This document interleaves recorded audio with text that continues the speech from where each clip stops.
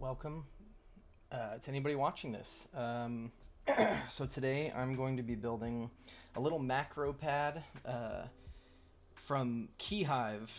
Last couple weeks ago, maybe, I think I built a Milk 2%, which was just a little 2-key milk-looking carton macro pad. That was my first foray into using these Pro Micros. So this Navi pad, which is just it's a Navi10.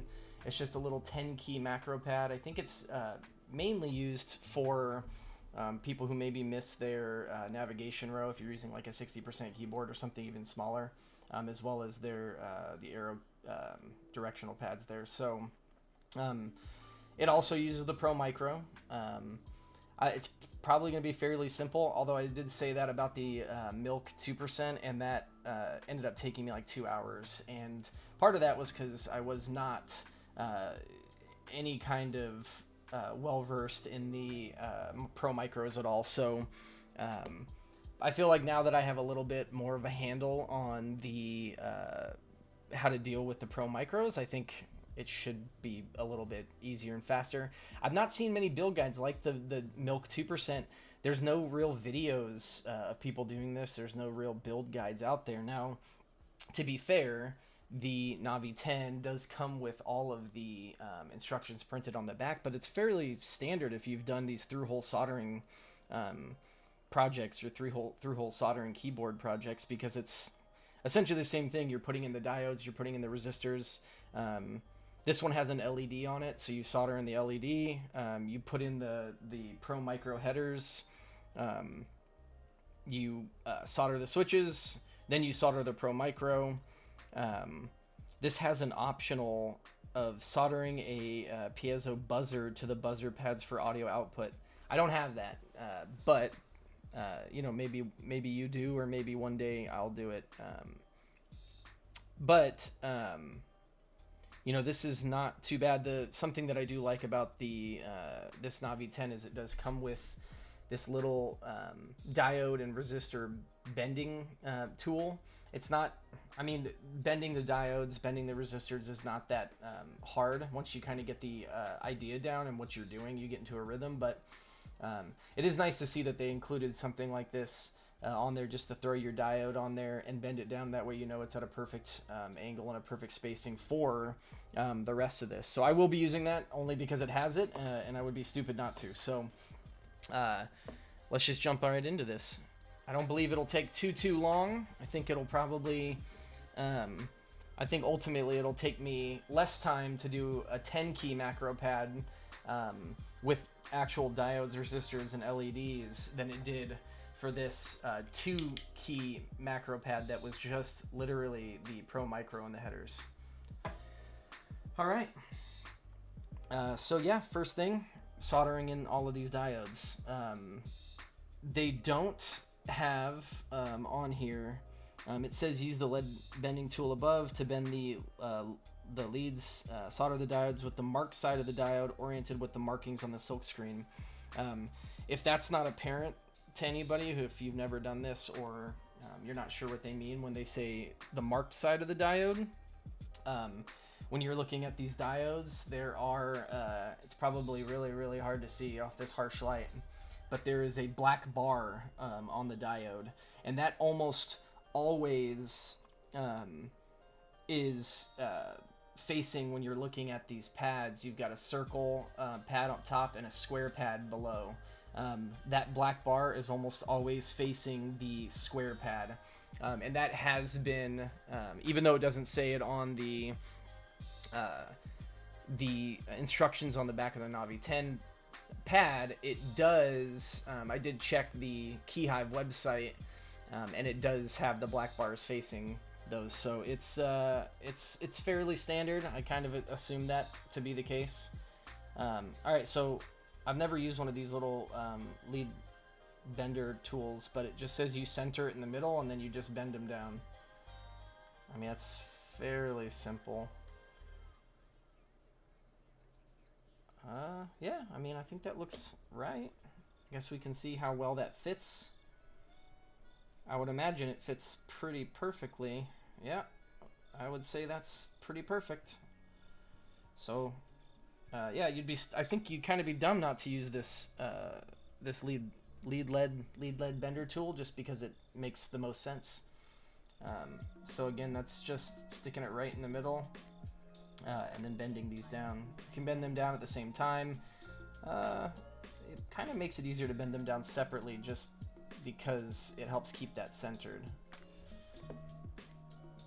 I really don't think this is going to take long, barring any issues with the Pro Micro, which when I built that was really what my big problem was with the milk when I built it a couple weeks ago, was just the fact that I had never really used the Pro Micro before, and it turned out that they do not come in their defaulted, or their default state is not the flashed mode, or the bootloader mode, to be able to flash any kind of firmware or anything on it. So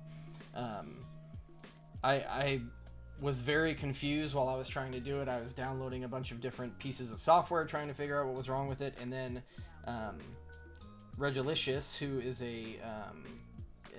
who's really, I guess if I said that he was somebody who is super helpful, is probably not even completely accurate, because he completely fixed the issue by telling me that they don't come default, which required me to, all I had to do, and all you would have to do if you have the same issue, is reset, just jump the pins on the back for the reset in the ground a few times, maybe 3 times, and that's that. I think I put QMK toolbox into its auto flash mode, and then just did that. And then as soon as it detected that it was there, or whenever I put it into the bootloader mode, it detected that it was there, and that was it. So unfortunately, with the Pro Micros, you do have to do that every single time that you flash the. If you want to change, if you make a new any kind of a new key map for it in QMK configurator, you do have to reset that ground every single time, which is kind of a pain in the ass, but I mean, it's not that big of a deal. These Pro Micros, for what I've seen, are very I guess the word I'm looking for is very why can't I think of the word I'm thinking of? They do a lot. I mean, you can do a lot with them. People aren't just using the Pro Micros for keyboards. They use them for a ton of things. But it just so happens that it works pretty well for any kind of keyboard project. So I don't mind having to do that, especially for things like this. Eventually, I do want to build a Nightmare that I have sitting around from Keyhive, which is a not full-size keyboard, but it is a fuller keyboard than macro pads. And I could see that being a pain in the ass, having to take off the case, if I wanted to do a different key map or something like that. So, but it really doesn't bother me at the end of the day, because they are versatile. That's the word I'm thinking of, versatile. This isn't too bad. This actually, and every single time I've seen Regilicious come into any kind of a stream where somebody is bending diodes, he says, get a diode bending tool. It is worth the money. And I can tell you right now, even this is just on the PCB part itself. Oh look, Harper says, I love you so much, Daddy. I love you too, Harper. Harper's my daughter, and that is my wife, who is, I assume, watching me, and my daughter is watching me as well. So that's nice. That sure makes you feel nice. But this, I could see why buying some sort of a diode bending tool, or 3D printing a diode bending tool, is very helpful, because not that bending the diodes is the hardest thing in the world, but it does make your life a little bit easier if you have something like that, because then you don't have to really worry about all of this. Alright, just like that, I'm almost done with the last diode.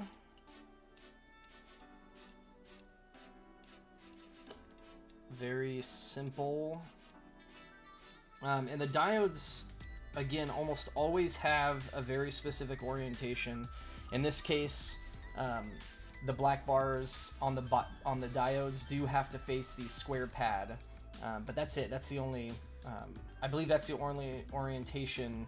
I could be wrong, but I believe that's the only orientation that you have to worry about on this Navi10 pad. But I will tell you the truth, I'm not entirely sure. So the resistor, I don't believe, has an orientation at all. I think you can put the resistor any way you want to. Really, at the end of the day, it's if I'm taking a look, it's essentially the exact same thing, so it doesn't really matter.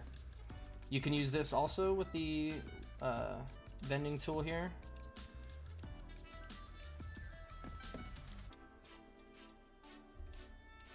They're both circular pads.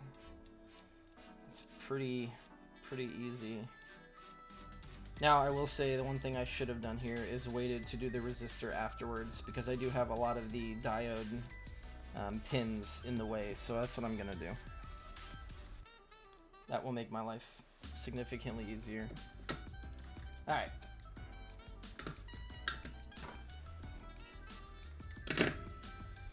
Putting a couple diodes in shouldn't take too long at all.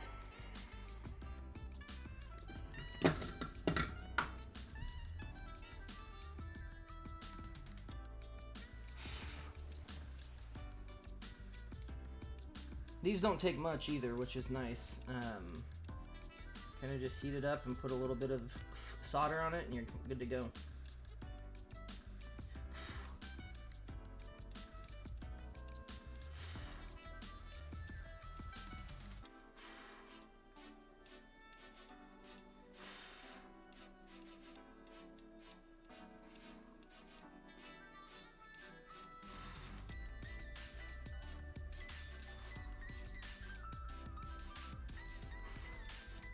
If nobody has ever tried this through-hole soldering where you're doing most of the components yourself, it is maybe a little bit more daunting than just doing, you know, the switches, but there's really it's not that much extra, really. I know there are people who I've heard say, you know, they're afraid to do this because there's more components, and that's true.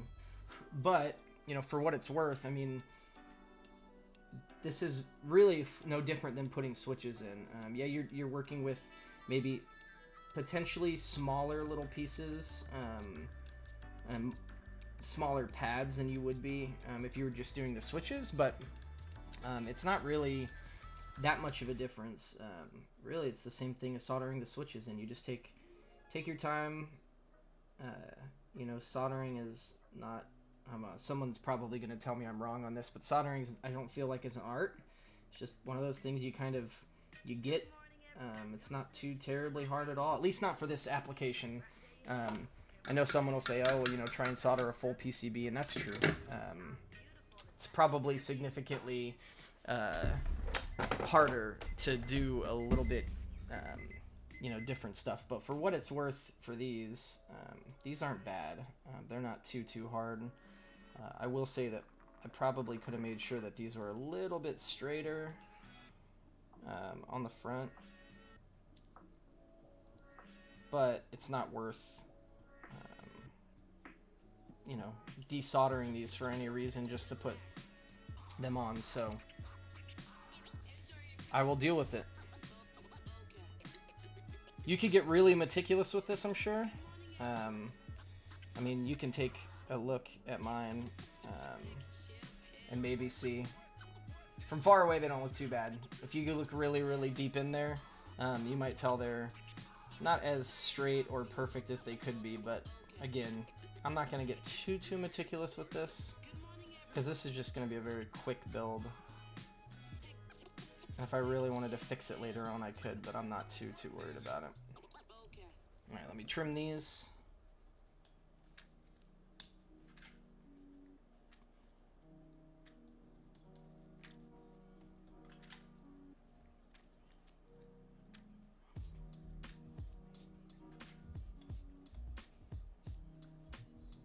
the last time I soldered diodes and trimmed them was on the CFTB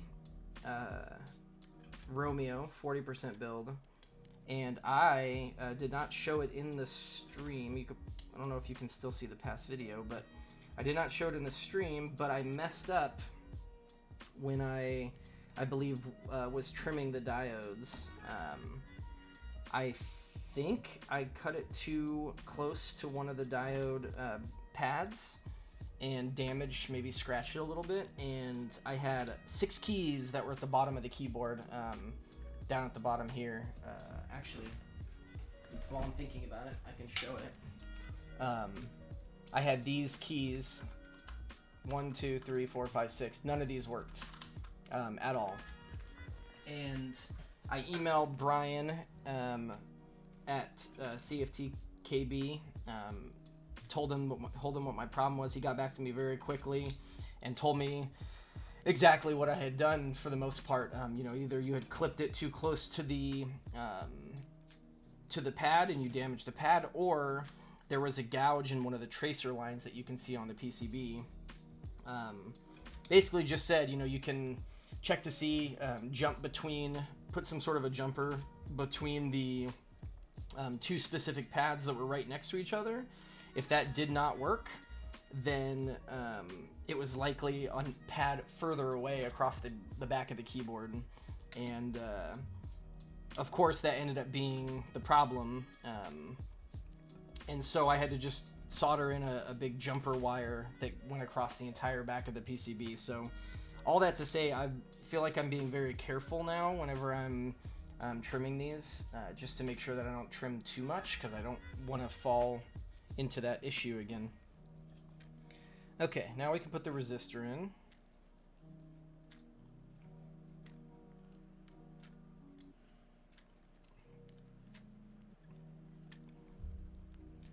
All right.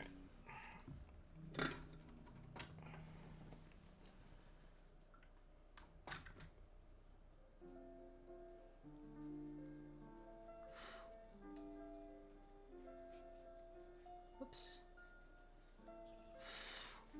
All right. The resistor is in. I probably need to add a little bit more solder to that other side here. I don't like that.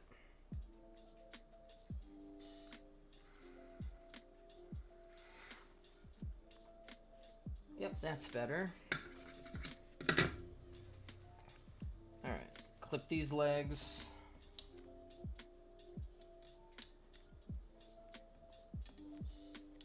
All right.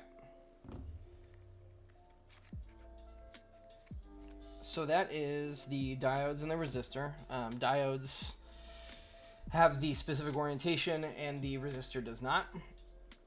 And that technically, they allude to that on the back of this in your first one. They just say to solder the diodes with the marked side of the diode oriented with the markings on the silk screen. Nothing about the resistor. Resistor can go anyway. Okay, now it says solder the LED. So I was wrong earlier when I said there was no difference. So here's the LED. And it does say on here that the anode, which is the positive lead, is usually longer than the cathode and the negative lead. So your right side here is your anode, your left side is the cathode, positive, negative. And it does say the positive side is marked with a plus on the bottom of the PCB.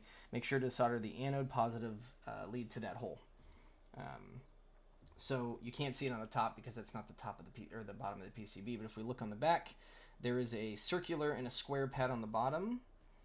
And the circular pad is the positive. So that means the long leg of this, the anode, needs to go on the bottom.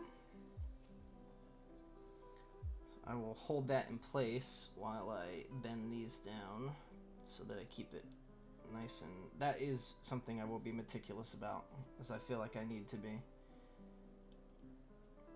And in fact, alright, shouldn't be too bad. I'm gonna do the positive side first.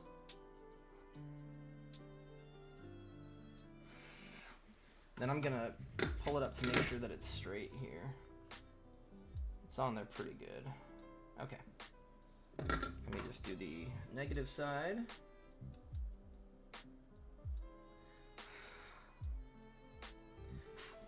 That's a little bit too much solder, I think. But it's okay. Okay. Alright, now I can clip these legs.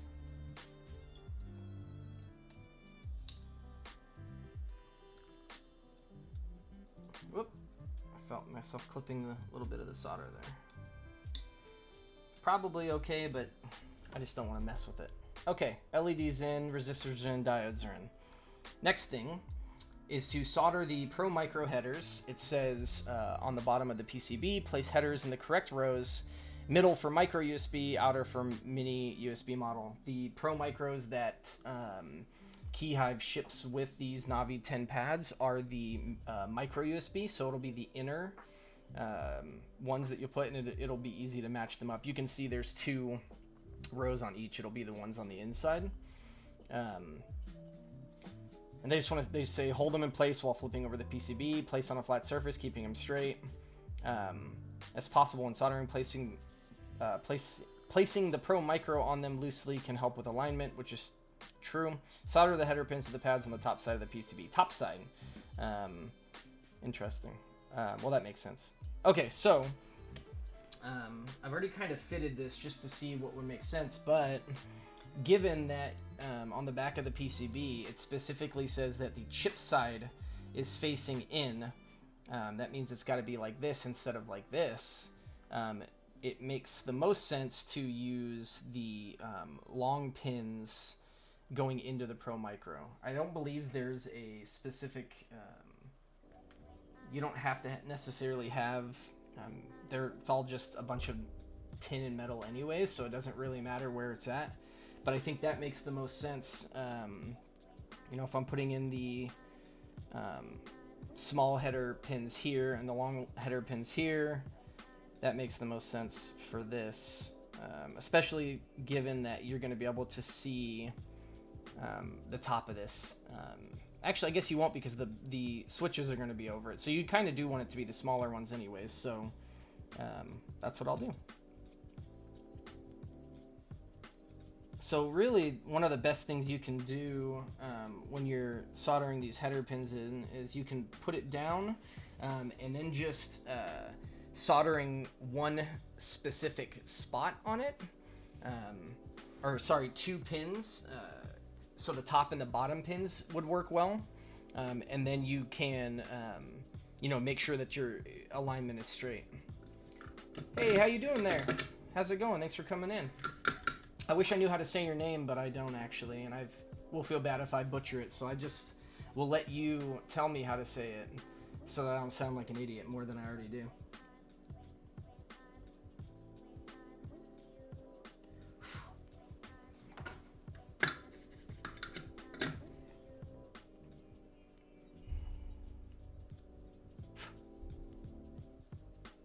Yeah, so see, this is not straight, but that's okay, because that's easily fixed by just warming it back up and then making sure it's straight on there.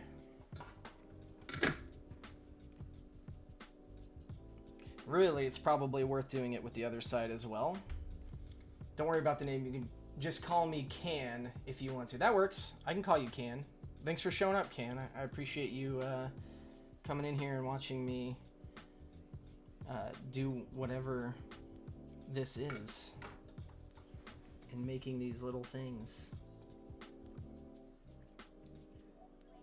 So just like the first one, I'm gonna put a little solder on that top piece.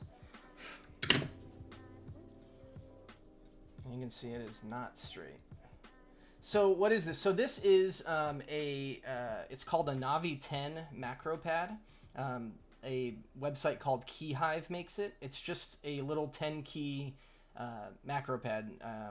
I think the general idea is you have your arrow keys here, 1, 2, 3, 4, and then you've got your normal navigation row up here with your home and page up, page down, insert, delete keys. And I think that's for people who have like a 60% keyboard, who maybe you're missing your navigation row or anything like that.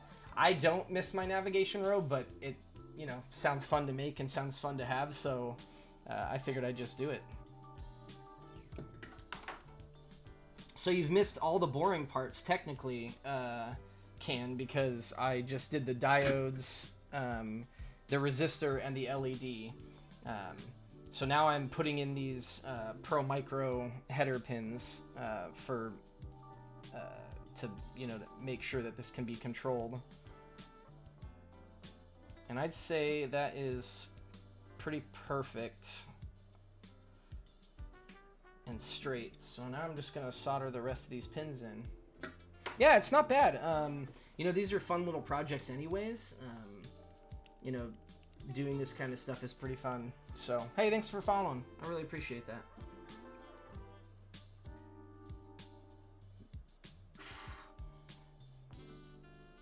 Are you a 60% keyboard person? Or are you a full size?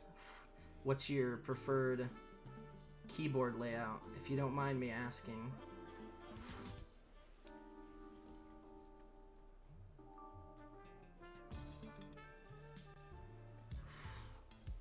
Full size? Okay.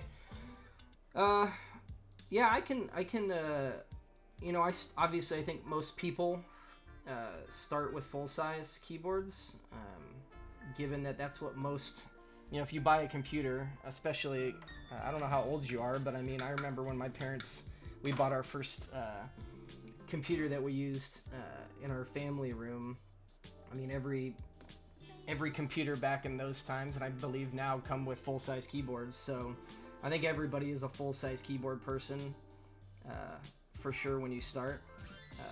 I have gotten away from them. I don't miss the number pad. I don't really miss the directional navigation pad or the arrow keys or anything. I pretty much make do. I've gone down to 40% keyboards, and I really like those. So, you know, but it's all about what you like and what you're happy with. Although I do make fun of my friends who use full-size keyboards, but to be fair, they all make fun of me for using small keyboards, so I feel like I'm allowed to do that. But maybe that's just me.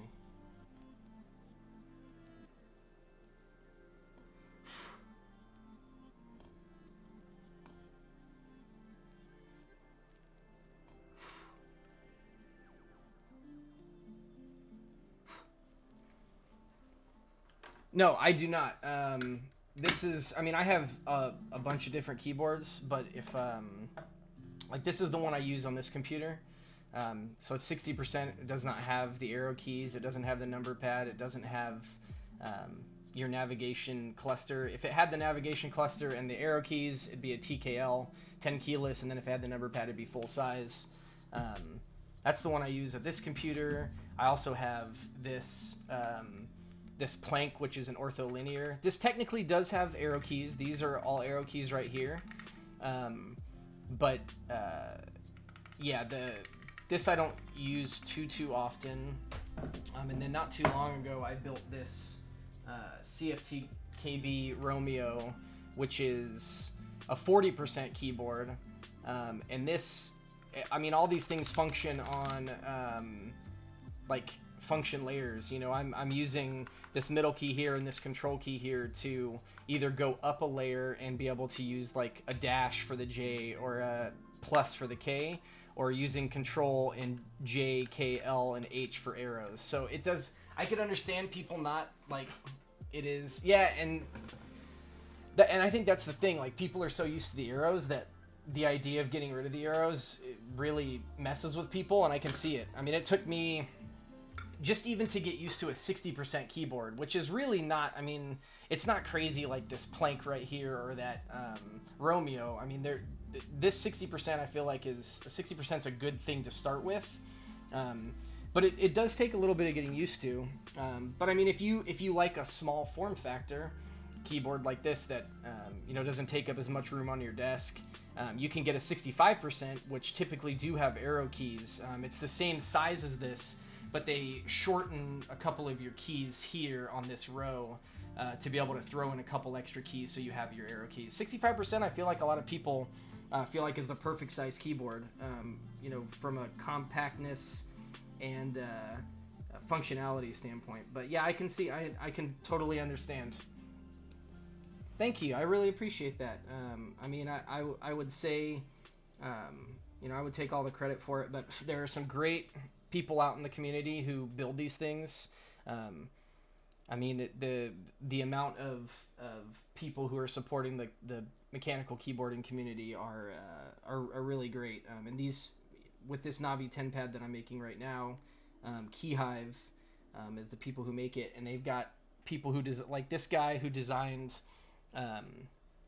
this PCB for the Navi10 is Ethan Durant, who's on Reddit as EMD Archer.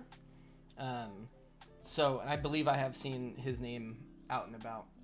So yeah, I mean, I love the fact that people are so into making this kind of stuff and making it accessible for people.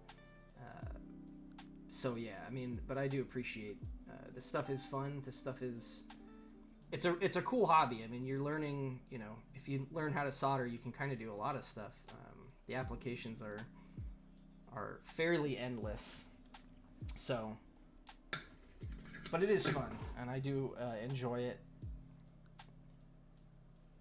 Okay. So those pins should be in, and they should be straight. And I'll just do one more test fit just to make sure that I didn't mess anything up. See, now it's giving me issues. It kind of went in a little bit. Interesting. I think that's fixable. I'm starting with Arduino, and it's hard. Oh my gosh. So I built, I'm using these, you know, these little Pro Micros. So that's all they are, just Arduinos. And I built this little 2-key milk 2% macro pad, and it uses a Pro Micro as well. And the build itself is nothing, right? You're putting in these header pins like I'm doing here. You're soldering this bit to the PCB. Really, this is literally nothing, like, at all. Yeah, it's super cool, super cute. I mean, you can make it anything you want to. But this was my first foray into the Arduinos and the Pro Micros, and I was so confused when I was trying to flash this thing with firmware. I thought it was bricked. I thought it came in dead. I didn't know what I was looking at because I never used them. And then somebody in the chat told me that they don't actually ship these Pro Micros in the default as in bootloader mode. So you have to like jump the reset and the ground pins on your PCB once it's soldered to it to get the Pro Micro into the bootloader mode, and then it worked right away. But I mean, I'd spent probably 30 minutes trying to figure out how I could get this to work, and I was very, very confused. So yeah, they're definitely little versatile, interesting boards for sure to be able to use them. You can use this stuff for anything. So it's very cool, for sure. Okay, so this fit before, and now I'm having issues getting it to fit again. So I think one of these header pins moved in a little bit. I could probably force it, but I don't really want to. Trying to see which pin it was that's giving me the problem. No, see, I can actually force that when the time comes, which I actually might just keep that on there right now. That makes the most sense. According to the instructions that come printed on the back of this PCB, you're not supposed to solder the Pro Micro yet, but I will keep the Pro Micro on there. And so now I do the switches. So this is the most simple part when it comes to making all of these keyboards, or any keyboard. I think what I'm gonna do is I've just got a few switches here. I've got some Kale Box Jades and some Kale Box Whites. They are both a clicky switch. The Box White is your normal clicky switch, kind of like a cherry blue. I like the Box Whites. I think the switch stability is nice with the box, which you probably can't see. at all. And then the box jades are the exact same thing as the box whites, except the click bar is bigger. So the click is a little bit deeper. So if you're going jade, white, jade, white, there's a slight difference and you do feel it. But I figured I'd put the, I would solder the whites in for the arrow keys and then the jades on the top. Yeah, it's very subtle. I think you can feel it more than anything else. But even then, like the feeling, you can feel it. But you know, if you're typing really fast, I don't really know that you'd feel the difference. But you know, just for, I mean, most of my stuff are linears and tactiles, and I don't really have many clicky things. So I figured I might as well just do some clicky ones for the time being. All right, so these are going to be a little bit interesting because these do not come like they normally do, where you're putting them into a plate. This is the plate, so I'm going to have to solder. I'll have to put it into the PCB, kind of set it down, solder one pin, readjust it so that it's nice and straight and flush, and then solder the next one. So let me try and do this. Probably the best bet is the one that's sticking out the most.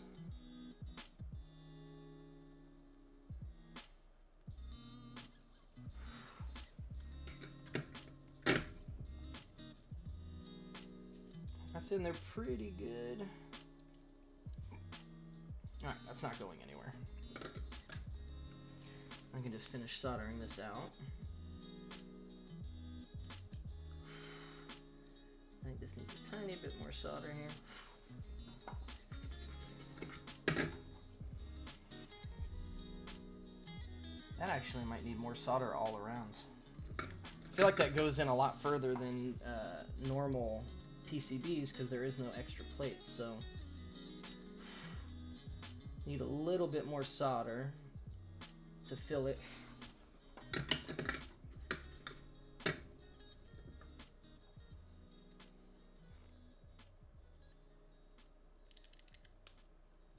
So the only thing I will say, and I don't know how easy it is to see, I feel like it's not very straight on here. And I don't know if it's... I could probably fix that a little bit if I just reheat some of this solder up. Try and turn it a bit. See, I just felt it turn. Oh, there we go.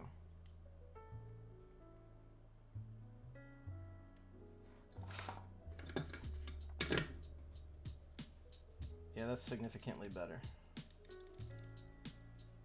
I won't say it's perfect, but it's better. Okay. Is all this an expensive hobby? I think generally yes. I think it depends on how far you go into the hobby. So this stuff, like this, what I'm building now, and even like when you get some of these through hole kits like this, I think I only paid $50-$60 for this keyboard, and that's mainly because I was doing all of this, right? I'm doing all of these diodes, I'm soldering all of these buttons, I'm soldering this resettable fuse, I'm soldering all these resistors, I'm soldering this Atmega 34. I think it's when you're getting things that are pre-built, or even a fully assembled PCB that you build yourself, you could find a ton of really expensive like kits online. And it also really depends on what your definition of expensive is too. You know, for some people, expensive, if I can go out and buy a mechanical keyboard on Amazon for $40, that's pre-built for me and I don't have to do anything, versus, you know, even just say the one I just showed, that was $50 and I have to do everything.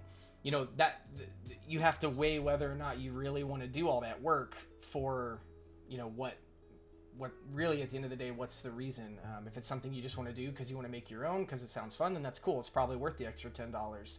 But yeah, I think it really depends on what your definition of expensive is, because you can go crazy.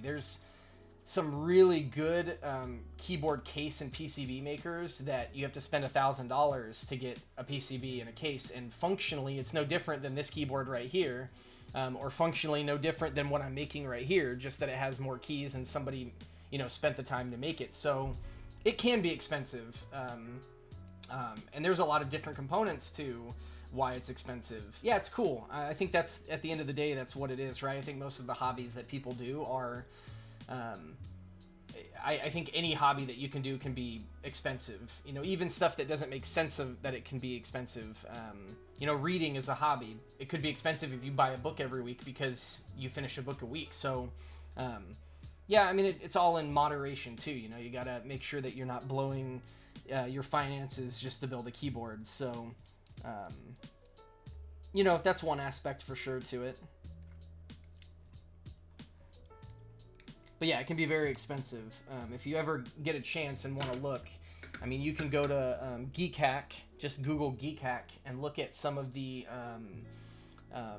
interest check or group buy boards, and look at the keyboards that people are in a group buy, or even the key sets. I mean, GMK is a manufacturer of key sets that look just like this. You know, that's all this is, are your keycaps.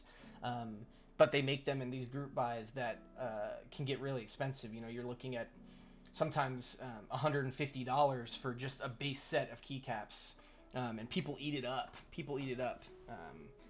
And you know, it's part of the. I think it's part of the thing.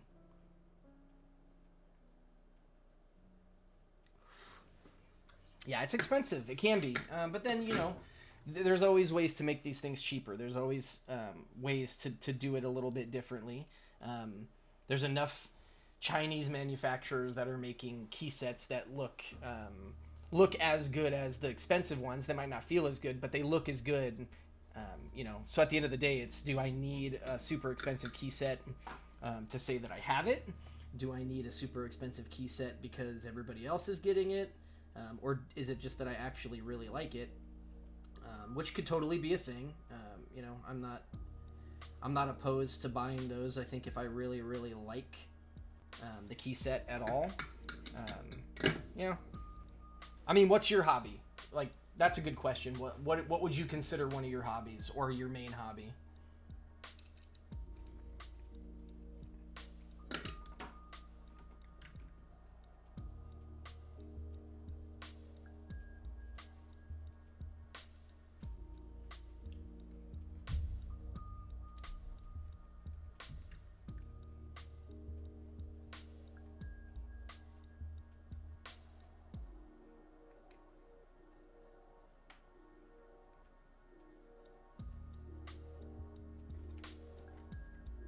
Yeah, like, what's your hobby personally, if you don't mind saying it? What would you consider your hobby being, or one of them? I mean, a lot of people have a multiple hobbies, so I don't want to pigeonhole you into saying you only have one, but you know, what's one of your hobbies, or your main one?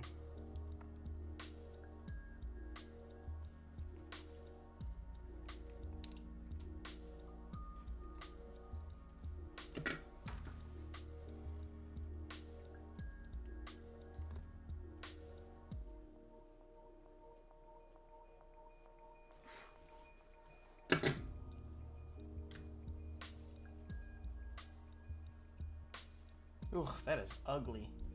Those are not straight at all. Anything about creating from knitting to programmation? Yeah, so, you know, I'll say you probably know a little bit more about knitting than I do. I'm not a knitting expert, but I would imagine, you know, just off the top of my head, if I'm just completely spitballing what I think it might be, I know you use needles, right? Needles to do the knitting, and I know there's yarn. So I'm sure there's some bespoke artisan person who's creating yarn that a lot of people like in knitting, and they say, you know, this is really high quality yarn that I'm using to do knitting, and maybe it costs an extra $15 over the top of yarn that you can go buy at Hobby Lobby or something. And so for some people, that may be like, oh wow, why would I spend the extra $15 on this ball of yarn when I can go to Hobby Lobby and spend $2 on a ball of yarn when it's the same color, and it's really, for all intents and purposes, it's the exact same thing. But you know, as somebody who's doing knitting, like that's maybe not the case. Maybe this $15 extra yarn is better than, you know, whatever. So I think, and you can correct me if I'm wrong, because I don't know anything about knitting. I'm just, you know, thinking off of my head. I think anything could be expensive, and it's all about really what you're putting into it. But that's cool. I mean, knitting sounds like, I don't think I could do knitting. I don't know if I've got the, I feel like that would take a lot of patience. And I mean, so does programming. I feel like that takes a lot of patience too. And I don't know that I have the patience for a lot of that stuff. Like, I don't know. I feel like it could get really, really hard for me to like stay focused on it.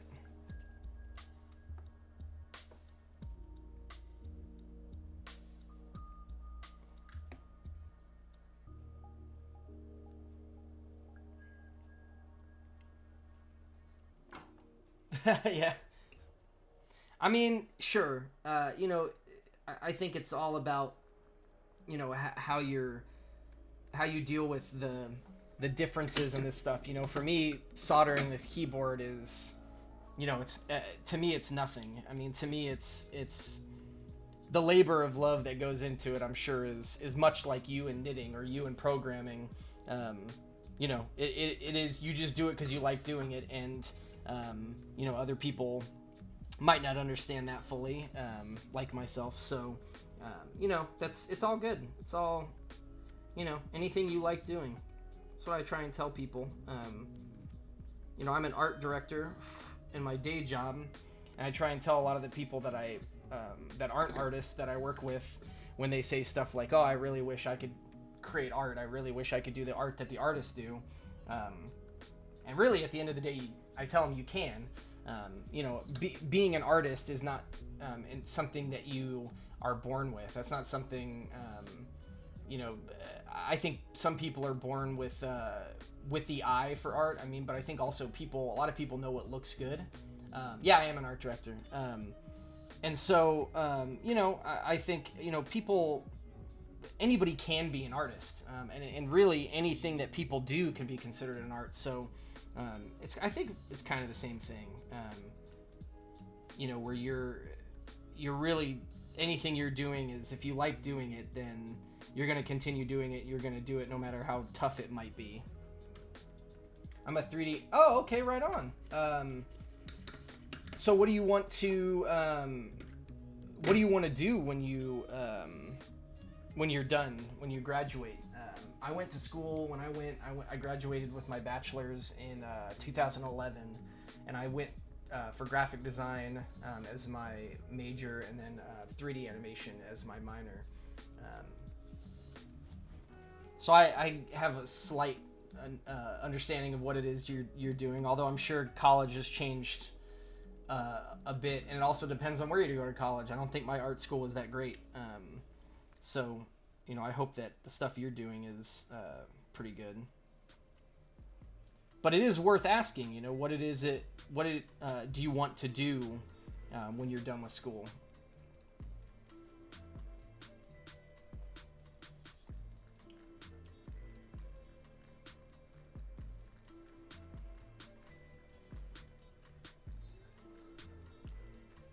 Boy, getting these straight is going to be rough.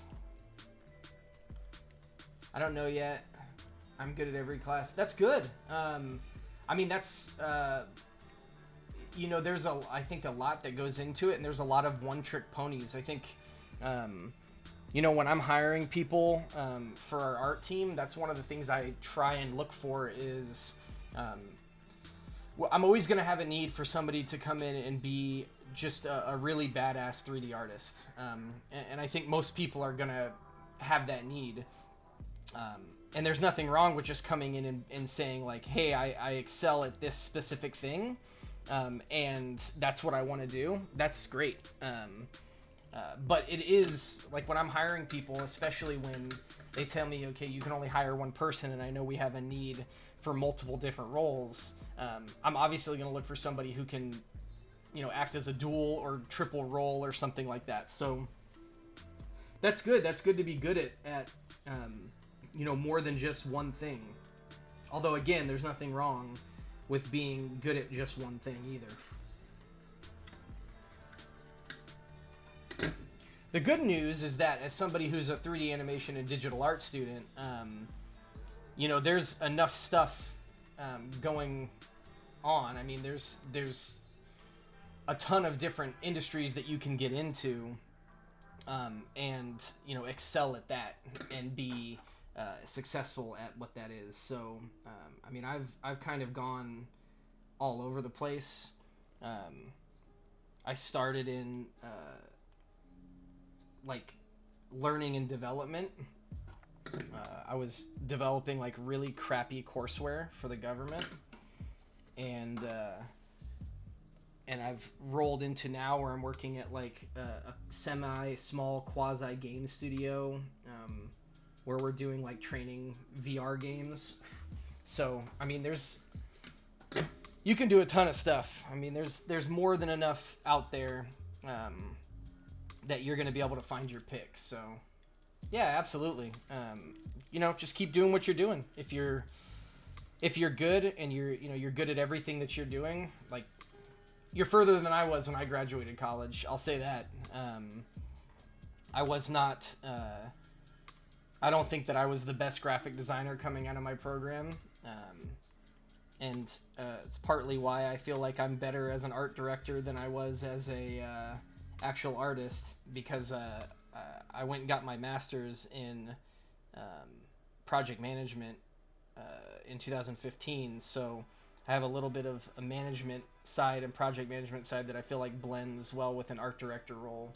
So, you know, if you're further along than I was, I think that's good. I think you'll be, you know, if you're good at everything, you'll have your pick and run of the decisions of what you want to do, which is great for you.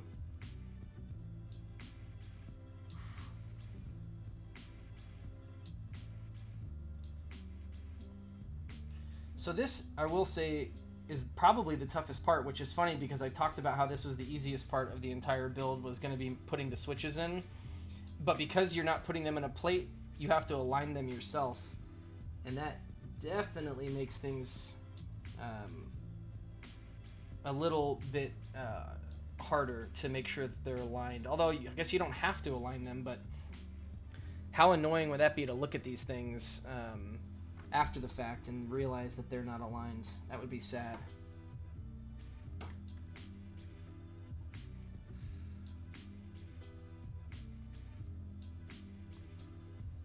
Yeah. Oh yeah. See, and it's like just so ever so slightly off. And you might not be able to tell in the camera, but it's like tilted just a tiny bit. So I have to like keep reheating this solder to try and like very slowly turn the switch so that it, see, and I feel it move too much. Oh. Okay, that's significantly better. So when are you graduating? You're currently a student. When's your graduation date?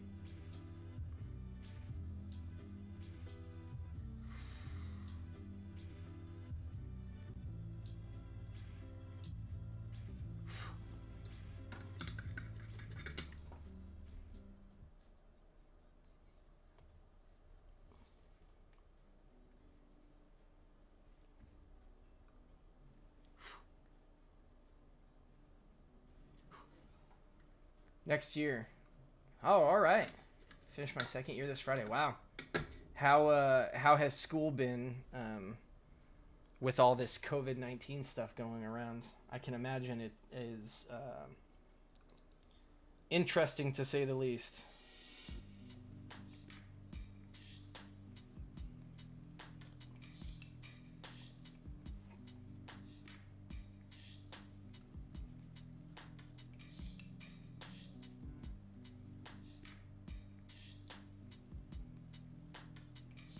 Very boring and not great. I can imagine. I don't envy anybody who's in school right now having to deal with this. It does not seem very fun at all. But you know, I mean, I guess that's life right now, unfortunately. Hopefully, you know, things start getting back to normal at some point here in the near future. But hopefully, you know, no one's jumping the gun too much to try and reopen things like they are in some places like Texas, where I'm currently at.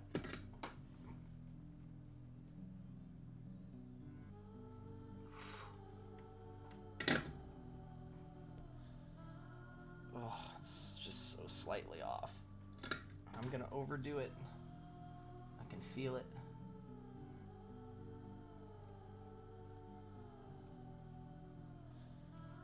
Yep.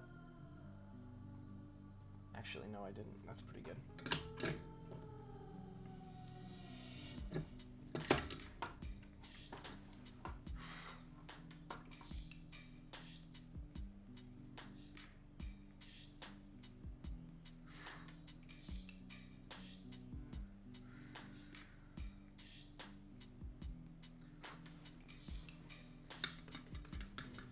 You know, I always thought one day, when I'm done in the industry, I would really like, I think, to go back and be a college teacher.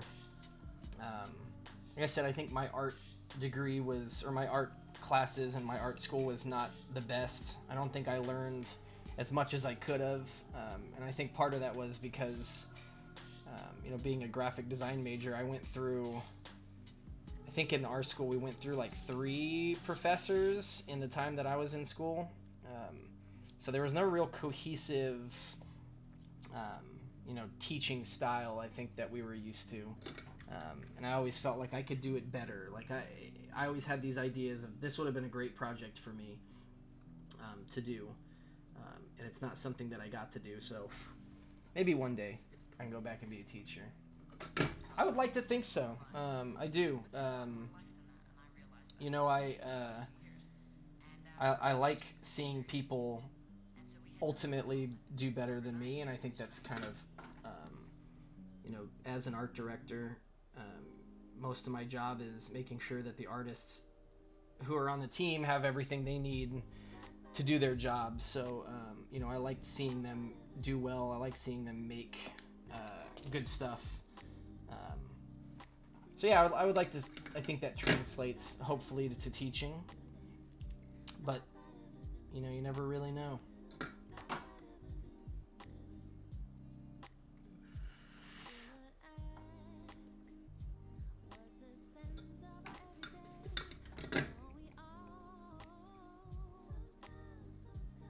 And then I just accidentally pushed this out.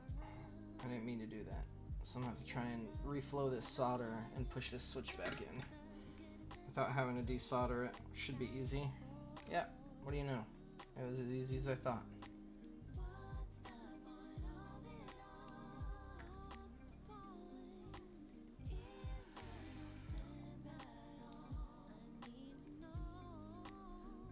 That was easy.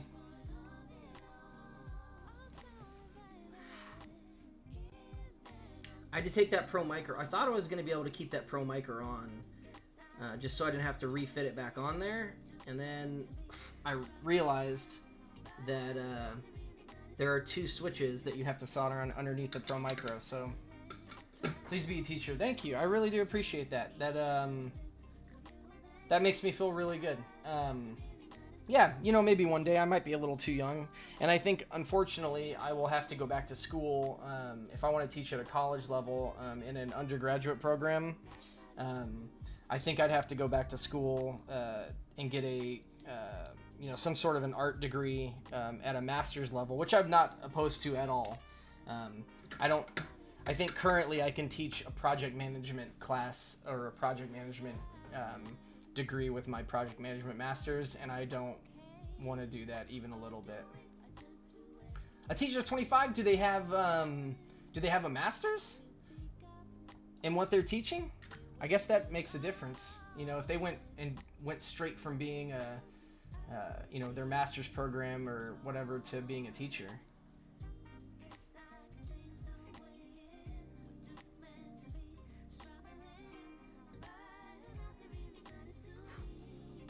Student to teacher. Okay. So then they do have a master's, I assume. They went straight from being done with their graduate program and went to being a teacher.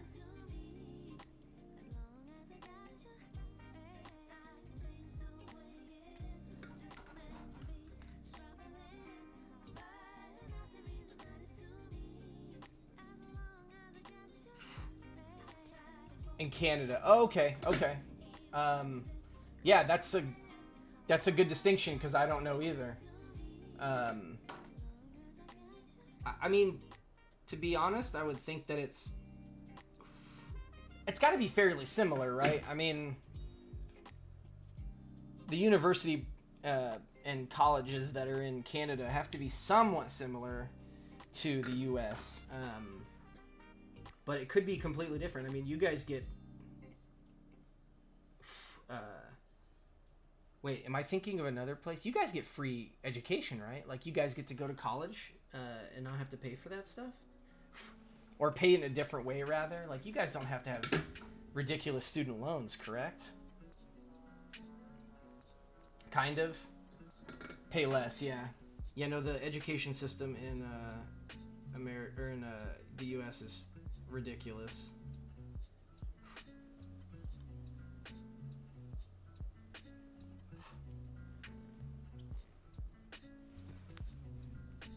Well, that's good though.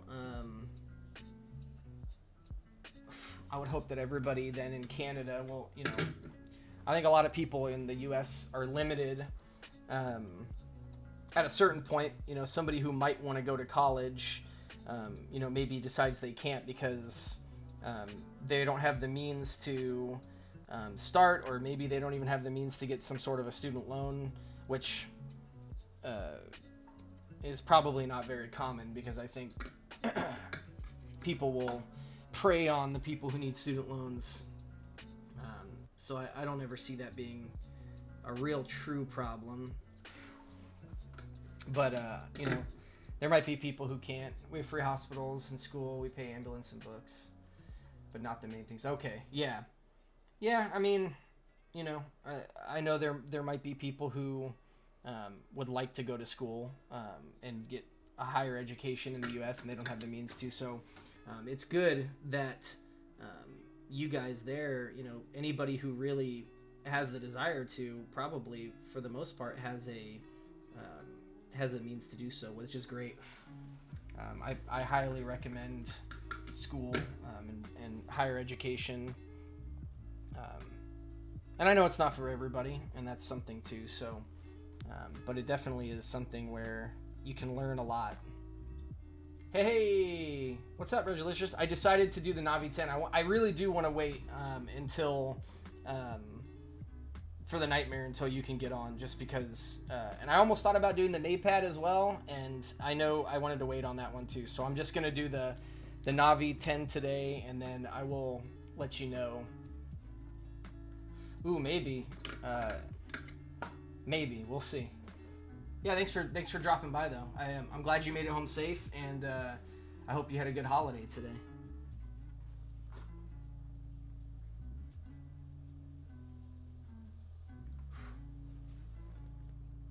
Yeah, I would love for you to be there for sure, for both of them.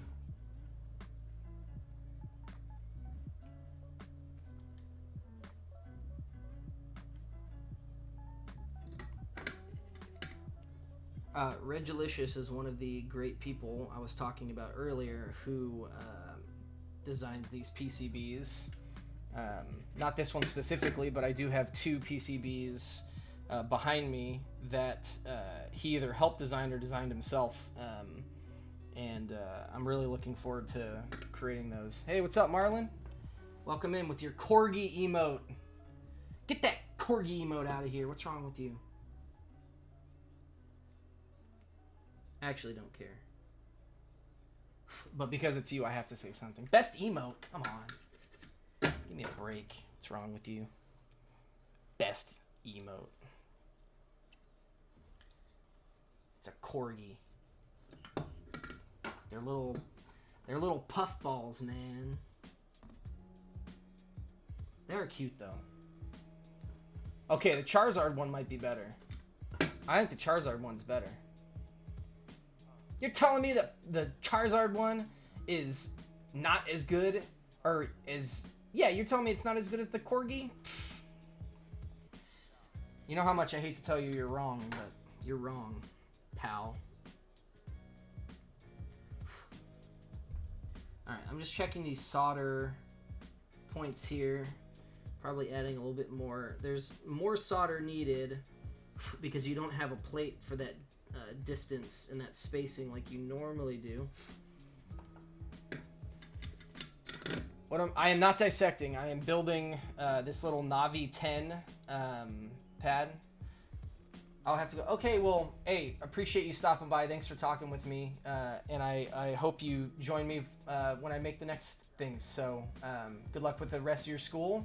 Congratulations getting done with your second year. And I hope to see you later.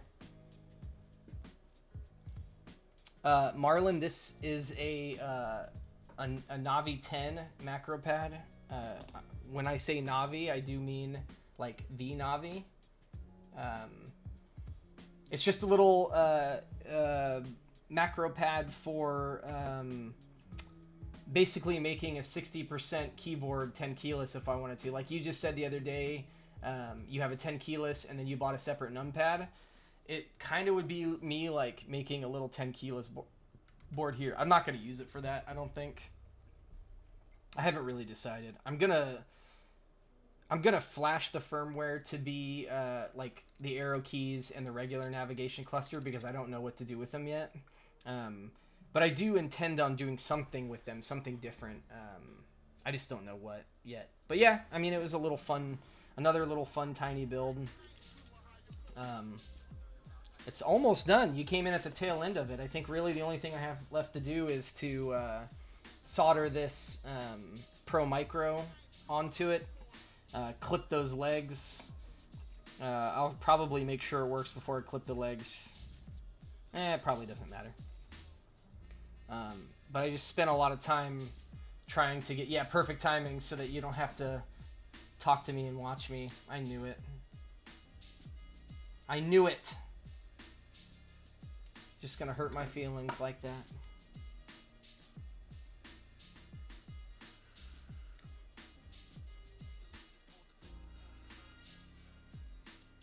Now I have to make sure these are in, pushed down all the way, because I just realized some of these are not pushed down all the way.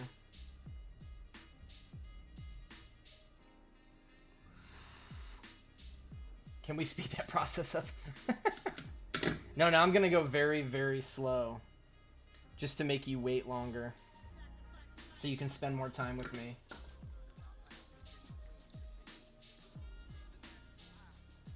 I just want you to spend time with me, Marlon. Come on. I mean, they're pretty good. Oh no, see, like these feel way higher than they need to be. Tertiary monitor. Oh. Listen, you say you hate to tell me, but you told me real fast. How can you explain that? You know what? Just for that, I'm putting this in here. You're a jerk. That's okay. I don't expect to be anybody's primary or secondary monitor. I don't even expect to be anybody's tertiary monitor. I did change my name. Hey man, it's all about that branding. Okay, so this wasn't here before. And I took it out to put those switches in. And now it's going to take 8 years to get this thing back in.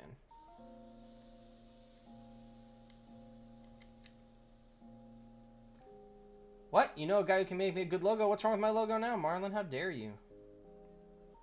This one looks alright. Ooh, harsh words. Harsh words. Just all about hurting my feelings tonight, aren't you? That's all you want to do. It's just hurt them. Jeez, this thing just... It like fit perfectly when I first put these things in. And now it's not. Gotta have something... Is it raining right now? I can't even hear anything. Is it raining? It's not raining. Oh, and you're... Well, you're like A couple miles away from me. If that. There we go. All right. I just had to force it in a little bit. Oh, did your roof got damaged in the storm? How bad?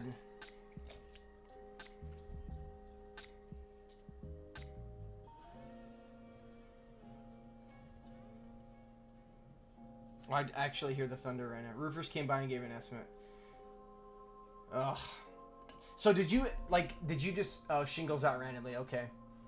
We actually drove around the neighborhood here where we had... I sent you those pictures earlier of all those people who had damage. And we went to just look to see what it looked like and how bad it was. And it legitimately was just like one area.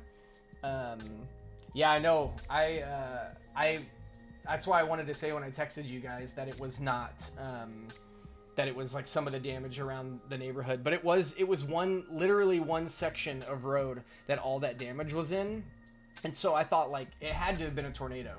You know, they didn't technically confirm, at least earlier in the day, they didn't confirm that there was a tornado. They just said it was wind damage, but it made sense to me that if it was one localized area that like a tornado probably came back down, did its thing, and then went back up. And then the National Weather Service came out today and confirmed there was a tornado that went through the area. But it was like literally like right down the road. I mean, you remember where my house is. If you just like go out, like it's what, southwest, a little bit southwest, like maybe a mile down, not even a mile. It was right there. So we were very fortunate that didn't hit any of our stuff. Although it would have been nice to have a new roof. Actually, I don't think our roof's that bad. I shouldn't say that.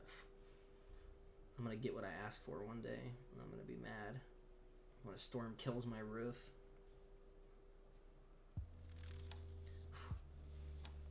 Yeah, I was lucky. Sucks to hear that yours got hit with it, but you know, at least that's something insurance pays for. I mean, that's why we have insurance. So if nothing else.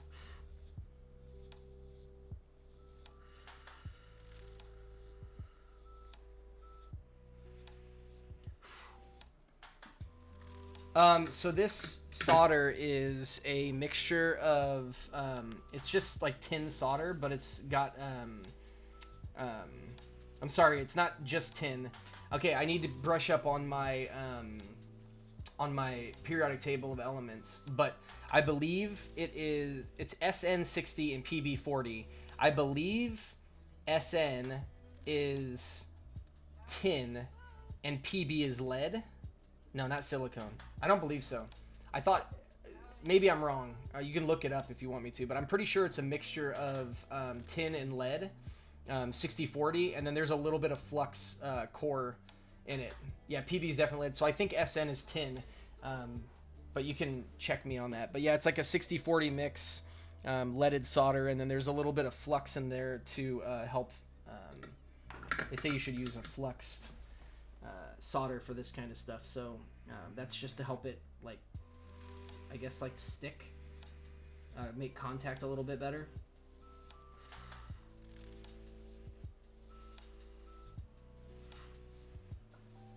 Yeah, tin. Okay. Ha. Who said I wasn't smart?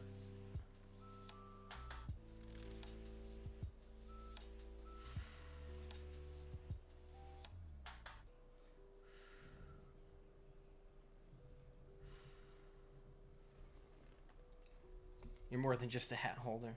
Yeah. Yeah. See? I can wear a hat, and I know what SN and PB mean. Don't ask me anything else, though. That's like... You have now asked me my enough knowledge for the night. Like, I won't know anything else.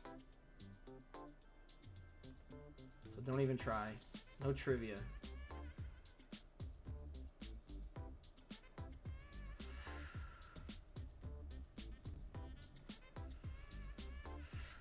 Alright. That should be it. Let me make sure everything's connected. Boy, that's good soldering, Cody. Okay. I don't want to clip the ends of them yet.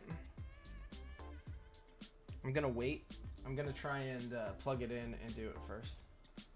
I remember I can name the first 10 elements using a turn. What? You learned a tune for the first 10 elements?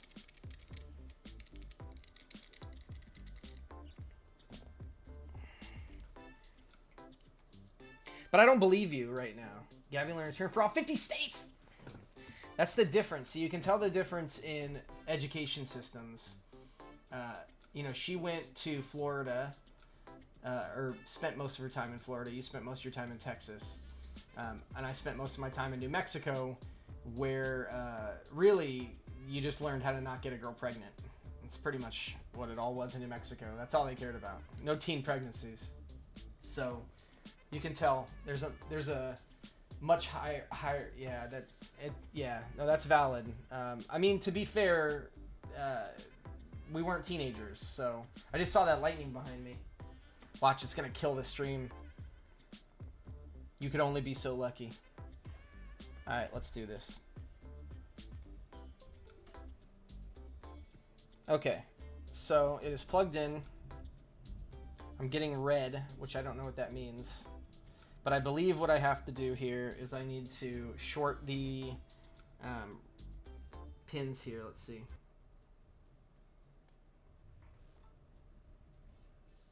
It just like killed. It like killed my keyboard. Did you see? You see my keyboard flash when I did that? Let's see if it does it again.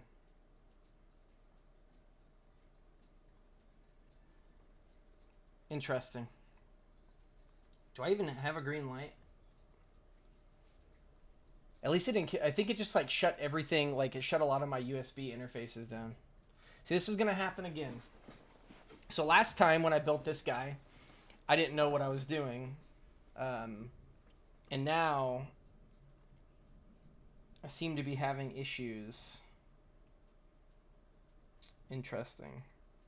What I need to find out for sure is what the red lights on the Pro Micro mean. Like, maybe that's an indication on what they are.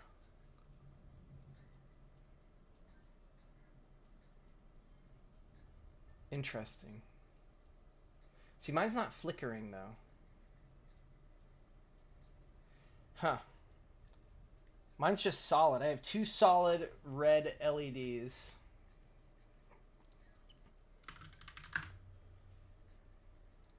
Some people say it's missing a bootloader.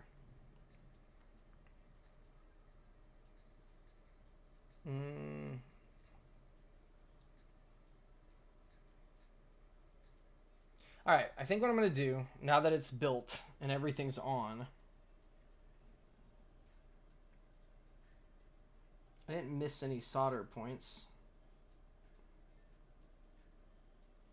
I think what I'm going to do is I'm going to make a... Here, let's... I'm going to switch over to this. And we are going to make a layout for this. So this is called, I think it's just Navi10.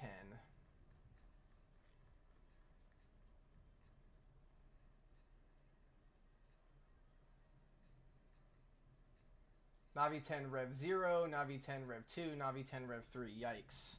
This is the Rev 3.1, so I'll use the Rev 3. There's the little guy. Oh, there is no custom key map, so I'll just name it standard for right now. And then I will put in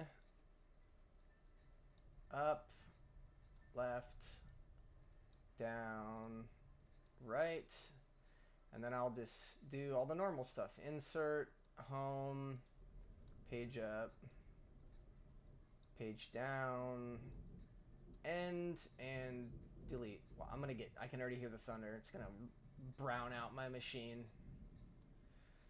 All right. I'm gonna compile that.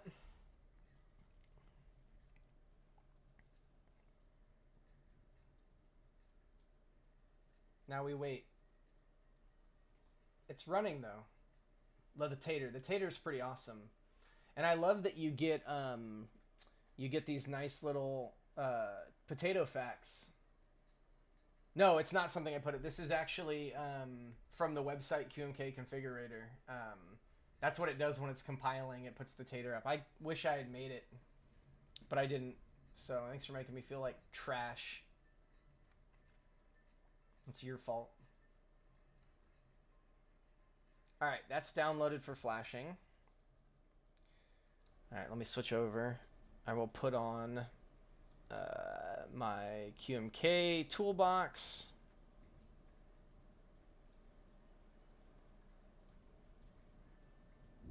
Yeah, it is nice, those little potato facts. All right, let's see if I can get this up. Bingo.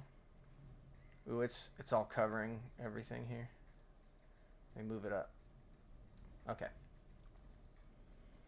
So it actually does tell me that it's a device connected. So what I'm going to do is I'm going to pull it out.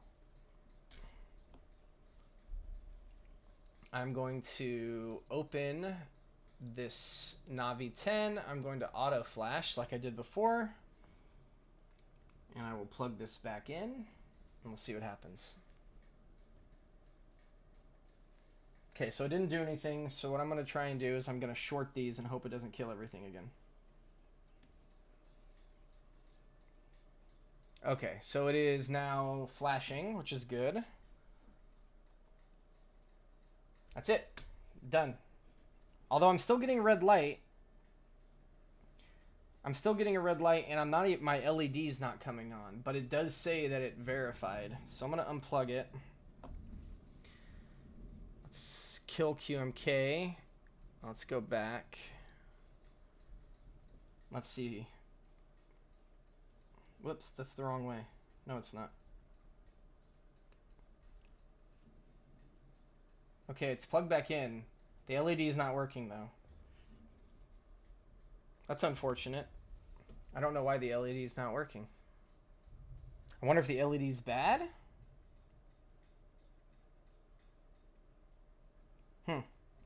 I wonder what happens if I put it around the wrong way. All right, let's open up VIA to test the switches real fast.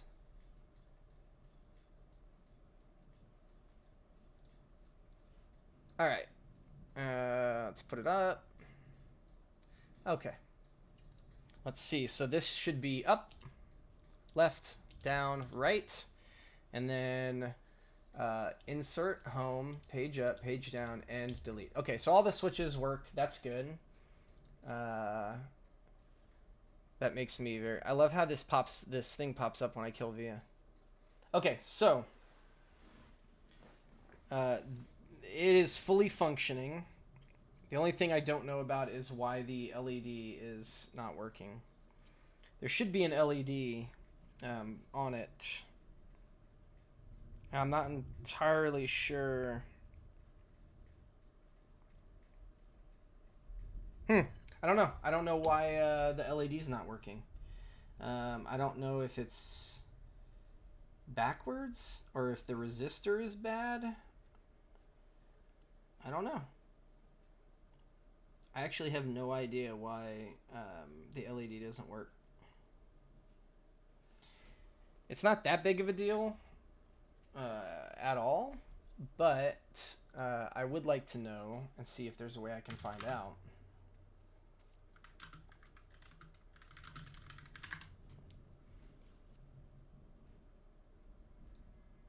Because I'm just unsure of why it doesn't work.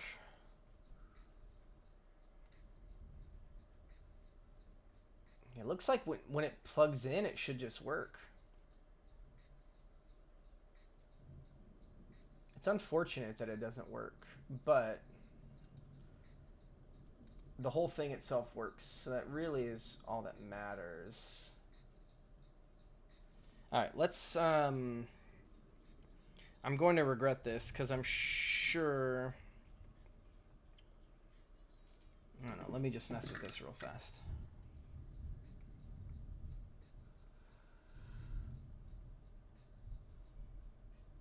I don't know. The LED might be dead. Who knows?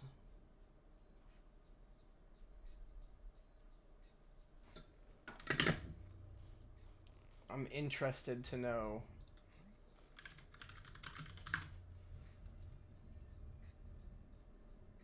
Okay, I found a diagram of what the cathode looks like on the okay, so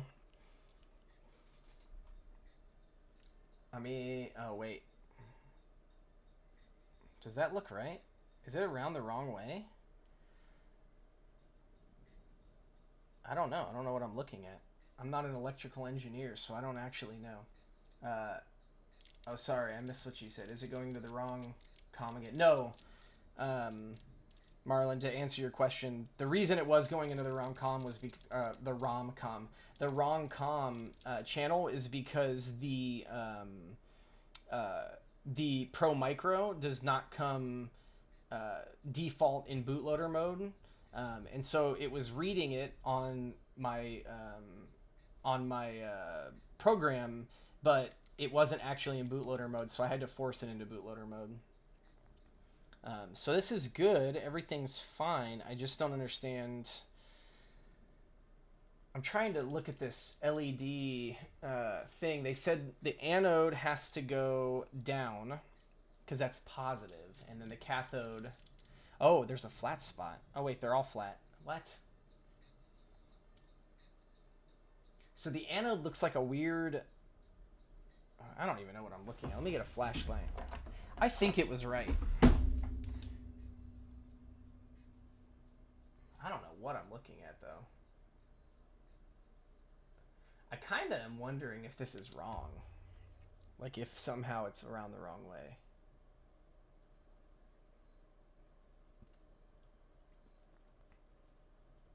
But, you know, I just don't know. I love how this light is, like, flickering.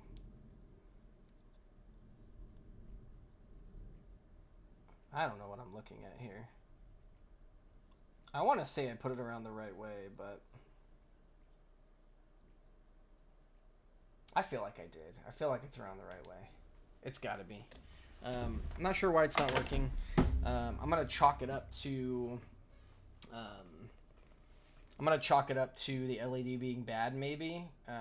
That's nothing that I can't desolder and put a new LED in at some point. Also, it was like $15, the whole thing. So. Also, I know this little case with all the instructions in Navi and everything says that that's supposed to be up towards the PCB, but I feel like I'm doing this whole thing a disservice if this is the bottom of the case. Like, why not make this silkscreen portion bottom of the case where I can see all this? So I'm going to do it anyways. I'm going to, instead of it being like this, you know, where that's facing in, I'm going to do it like this because I want to be able to see all of the fun stuff. Also, I still need to clip the legs on the Pro Micro. Now that we know it works, I will trim these down a bit. Ah, shit. I don't even know if you can see that. Oh, right in my thumb.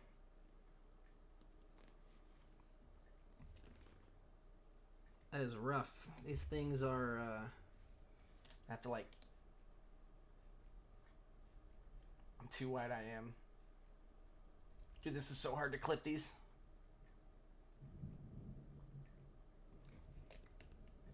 Alright, one at a time, one at a time.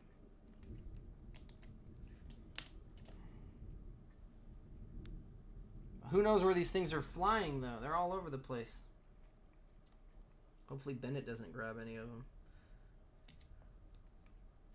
I think the best thing to do is stick my finger on it and hope I don't... What? Where'd it go? These things are all over the place. Who knows where they are? What the hell? Where are they going? Oh, here's one. Clipper. Is this scissors? Yeah, it's okay. It's just it's a flush cutter. You know, because you can put it up against something and cut it flush. I think what I was doing when I was trying to cut multiples at the same time. Ow, shit. Shit, man, that like gets stuck. I'm trying to push it down and it like shoots into my thing. Yeah, when I was trying to cut multiples, I think I was cutting trying to cut a little bit of the solder point, and it was just tough. I could probably do more than one, but I'm just gonna try and stop them from like, you know, shooting any further than I need to. I think they're all falling on the PCB. I don't know how crucial this step is because the standoffs might be longer than these actually are. But for the sake of, you know, following the instructions, and given that this is going to go on YouTube as some sort of a build video for people who don't want to read the instructions or need some sort of a visual reference, I'm going to do what I'm supposed to do and clip all of these legs and be a good boy.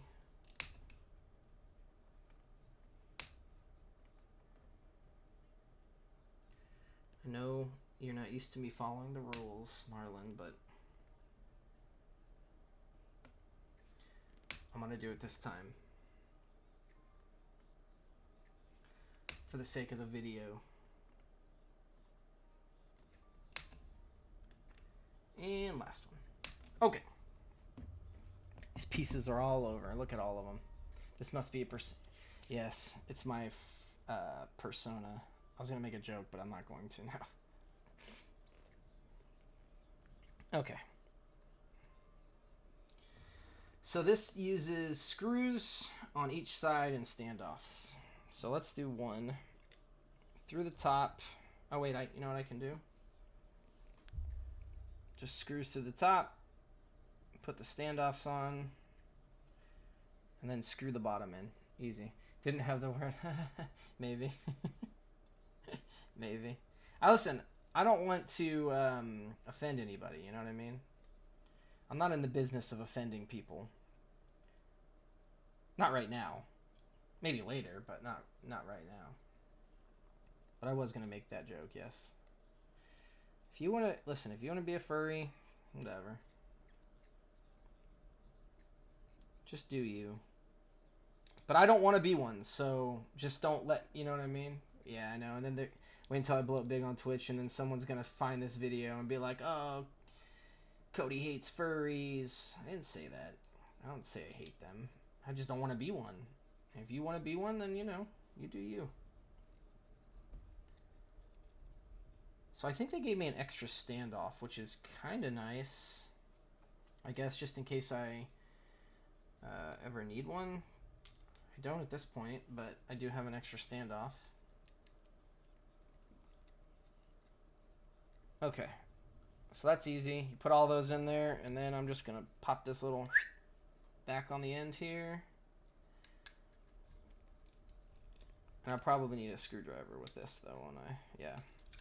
I was able to do the first ones because I could screw the standoffs, but no such luck for the rest of them. It's fairly small.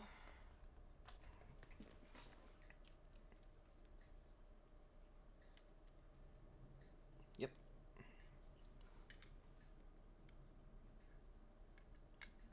All right.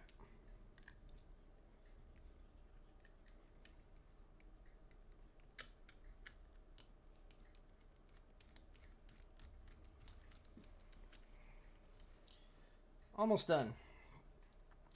Like I figured, this was not a bad build. It did not take long.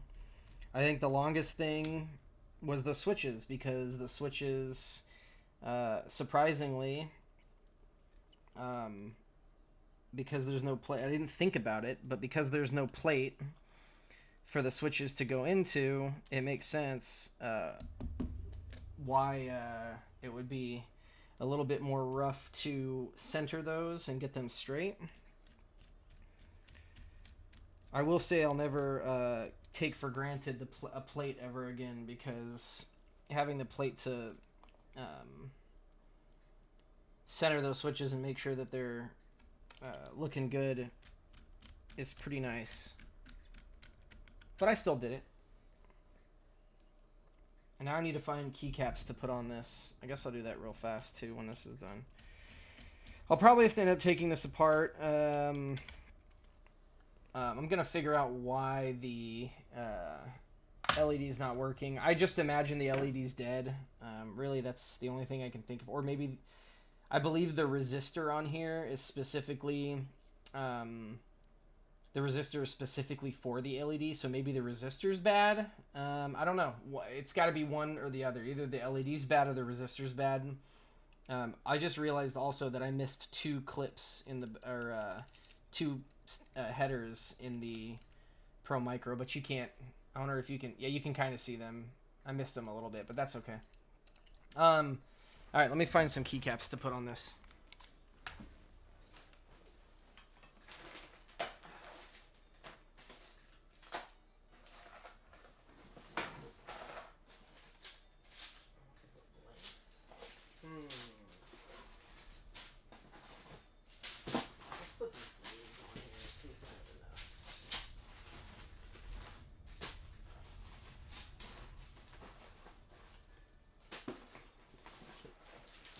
Alright, I'm going to see if I have the right ones for this.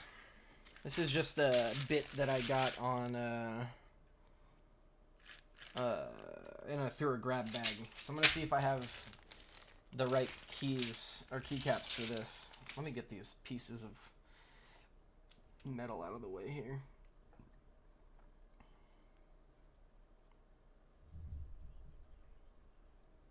I really wish this LED worked. I felt like that was kind of one of the cool factors of this macro pad, was having the that LED work, but it is what it is. Alright, let's see what I've got here. I have a lot of numbers. E equals MC squared. That's okay, you know. I have a feeling I don't have enough of these. I have a couple fun guys here. Okay, so it doesn't look like I have anything here that will fit it, or that'll work for those. These are just letters. I'm gonna keep these two out though because they're, I feel like these are a bit too blue for this.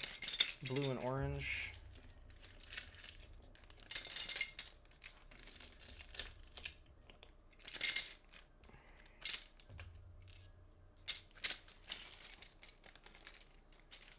Let me turn this soldering iron off so I don't burn anything or myself. Alright, let's check these and see if I bet I don't. I bet I don't have any arrow keys or... It would be too easy. Man, I have a lot of those special ones though, don't I? Yeah, I'm not thinking I have... I do have a lot of these special ones. Yeah, I'm thinking there are no arrow keys in this grab bag set. Doesn't look like it. I'll have to grab some more. I wanted to put some of these... man, I do have a lot of those. I wanted to put these specific... this specific profile on here. This SA profile. But... out of all the SA ones that I have, I'm not entirely sure if I've got arrow keys and page up, page down, insert, all of that mess. Might have to siphon through a couple of these until I find one that I actually have enough for. We'll see. We'll see. Let me check.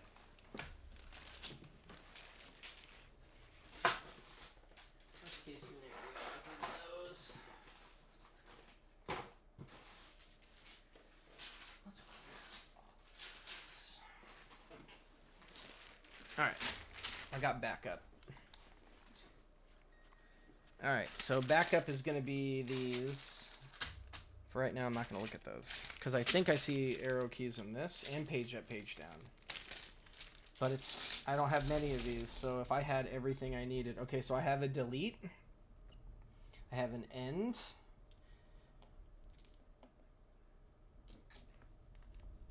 There's another delete.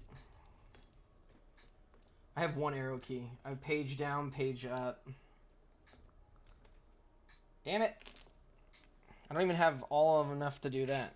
Okay, but I have a lot of these blues. I have a lot of page up, page down in those. But the arrow keys are the things that I don't know.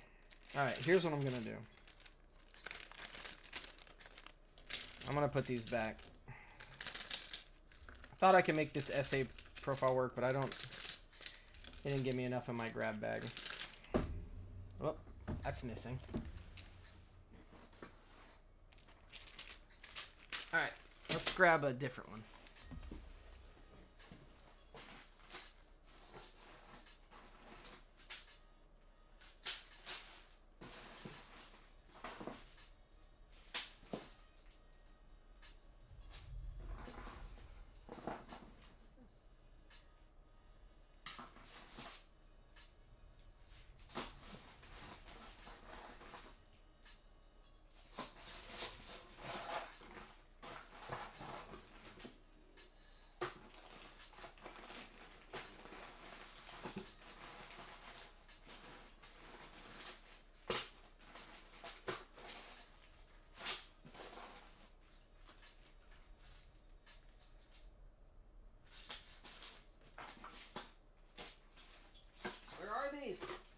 Missing.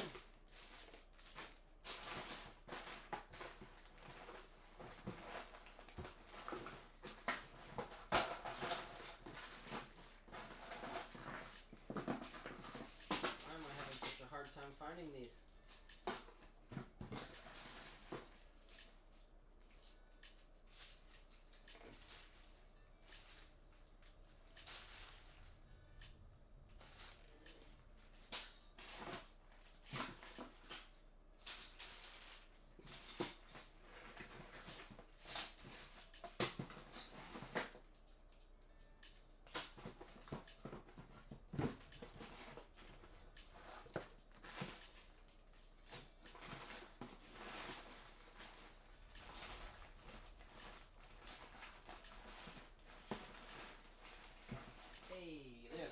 Okay. I had to dig a lot to find some of these. Oh, I have so many of these random keycaps. I have a couple arrow keys sitting around in these. But I was actually more curious about... Well, this is going to be super hodgepodge to make this work. Because I don't really have... I could pull from another set, but I don't really want to. I'll be honest.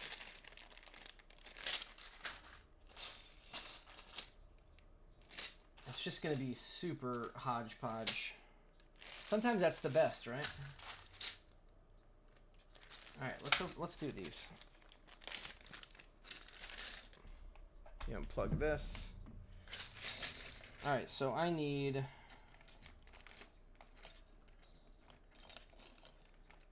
Page down. Okay, there's a page down.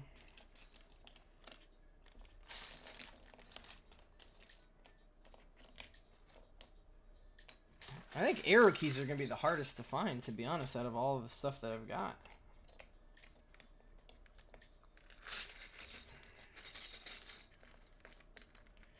There's a delete, but it's not the right delete.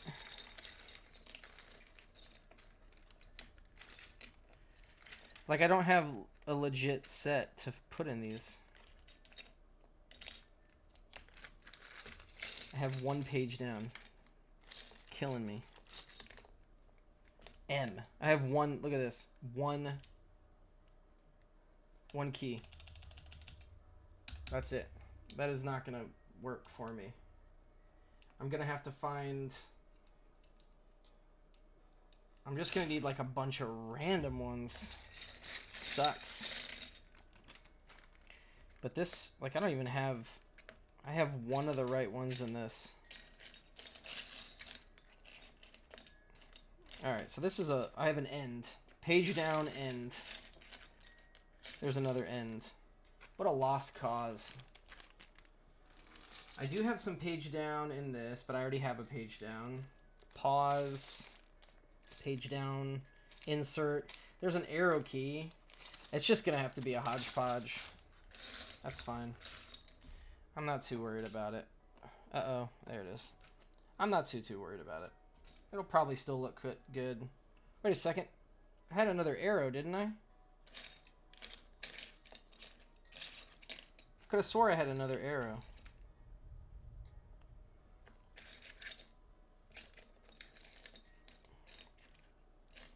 Taking donations for keycaps. I did give it the old college try. I tried really hard. I'll have you know. Okay, there's the arrow key. So I have a couple pages down. Here's another arrow key that goes up. Oh, if I could just find left. It's game over. Left! Haha! Oh, and I have a colored right. Maybe I have a colored down too. I have a page down that's... Alright, insert. Ugh. I do not have enough of anything. Wait, do I already have the insert? I do. Page down, page up, page down. Okay. I literally have a bunch of other things, but I don't have what I actually need. At least not in there. I'll have to dig around for some more here. It didn't really matter. You're right. It did not matter whatsoever.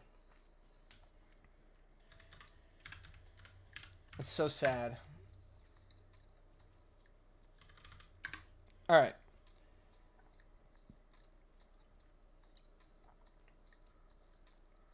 So let's put these where they're supposed to go here. So page down goes there. Insert goes here. End. Where does end go? End goes on the bottom. Yep.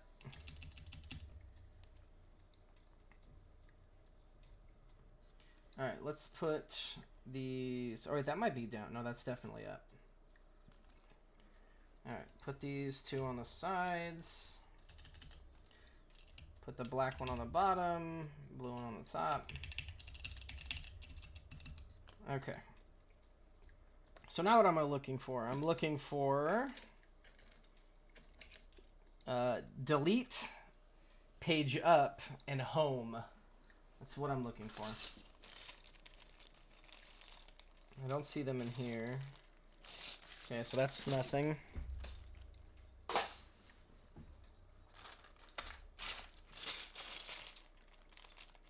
Could I be so lucky as for something to be in here? I'm gonna say no. I have a home, but it's 7. Yeah, this doesn't have anything either.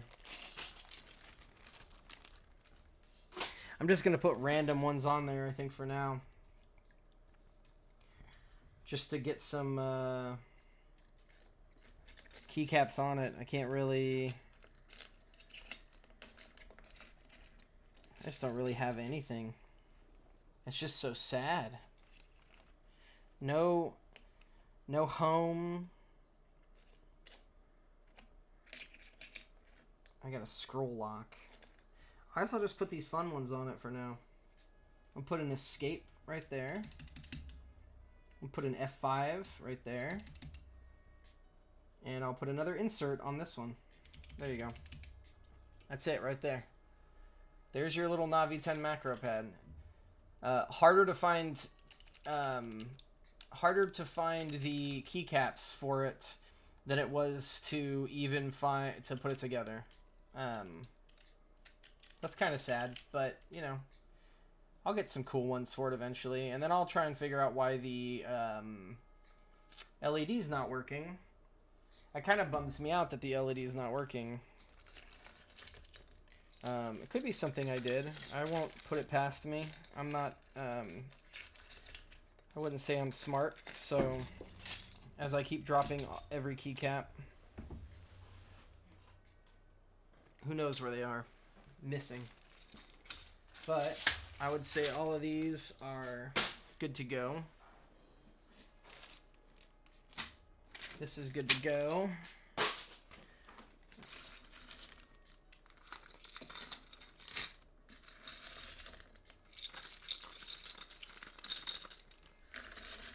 I should just put I wish I had SA profile arrows. I don't know. I might re-look at it a little bit more after I'm done with the stream. Just, oh my gosh, I'm having trouble. I'm falling apart, falling to pieces. Somebody save me. Okay. So that's it. That's the Navi10. Let me see. Let's think. What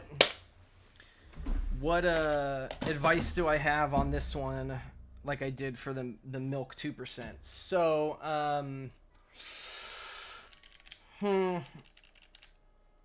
I will say, you know, they're including a diode and resistor lead bending tool. Just use it.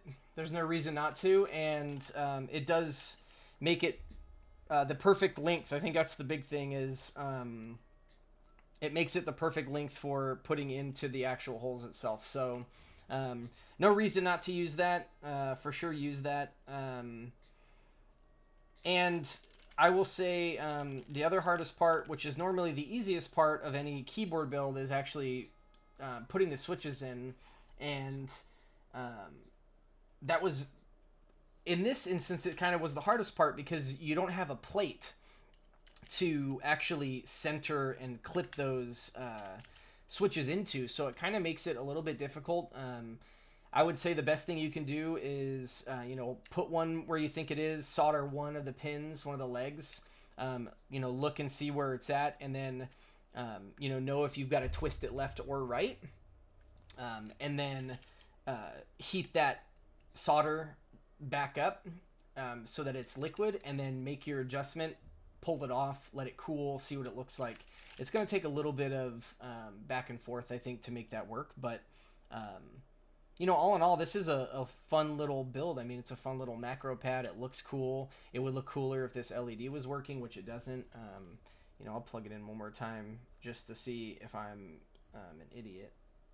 I don't know. Maybe there's some weird key combination that you use to turn it on. I don't know. I don't know. I don't know what it would be. I assume, my thought is that the... I would think the way it works is the resistor that you put on here is the thing that actually powers the LED. And so if your resistor, I don't know how the resistor could be bad. I guess it could be. If the resistor is bad, then that makes sense why maybe the LED doesn't work. There is no specific orientation for the resistor.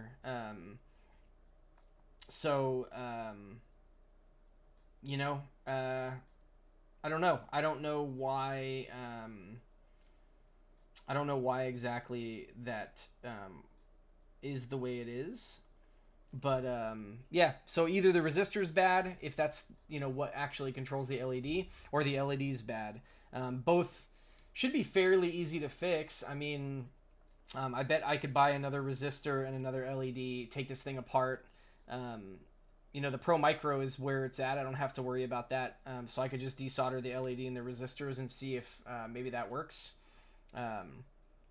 Or again, it could just be that I'm an idiot and I missed something. You know, maybe there's some sort of weird key combo that you're supposed to do.